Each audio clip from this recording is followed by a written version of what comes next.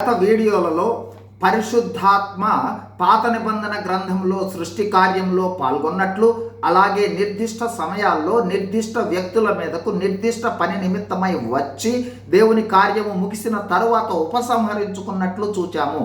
అయితే నూతన నిబంధనలో పరిశుద్ధాత్మ నూతన జన్మ లేదా రక్షణ పొందిన విశ్వాసుల్లోనికి వచ్చి ఎల్లప్పుడూ ఉండి అనేక రీతులుగా విశ్వాసులకు సహాయపడుతూ శక్తివంతులుగా జీవించడంతో పాటు రాకడలో ఎత్తబడుటకు, రాకడ తర్వాత ఆధిక్యతలు పొందుటకు సహాయపడును.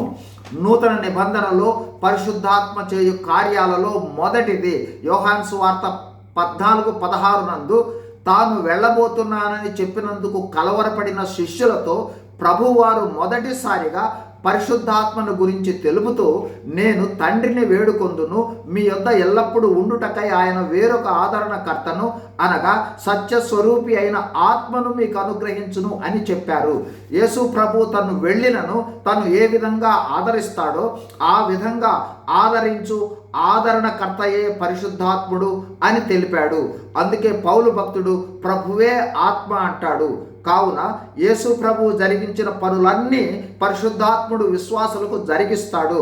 ఆదరణకర్త అంటే ఆదరించువాడు, సహాయకుడు, క్రీస్తును పోలిన సహాయకుడు.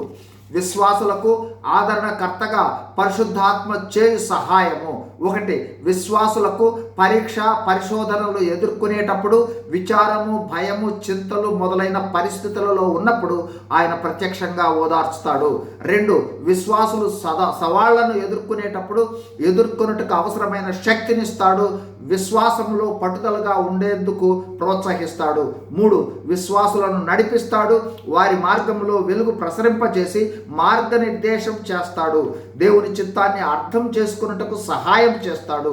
4. క్రీస్తు ప్రభువు బోధలు అర్థం చేసుకొని ఆయనకు సాక్షిగా ఉండటకు శక్తినిస్తాడు. 5. విశ్వాసులకు ఎలా ప్రార్థించాలో తెలియకపోయినా వారి అవసరతల కోసం మధ్యవర్తిత్వం చేస్తూ పరిశుద్ధాత్మ తానే వారి కోసం ప్రార్థిస్తాడు. 6.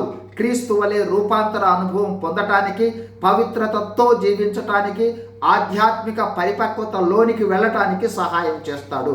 క్లుప్తంగా సహాయం చేయుట, ఓర్పునిచ్చుట, ఆదరించుట, మధ్యవర్తిత్వం చేయుట, మద్దతునిచ్చుట, ఒప్పించుట, మార్గదర్శి, ఉత్తరవాది మొదలైన సహాయాలను విశ్వాసులకు అందిస్తాడు పరిశుద్ధాత్మ దేవుడు. God bless you. Thank you.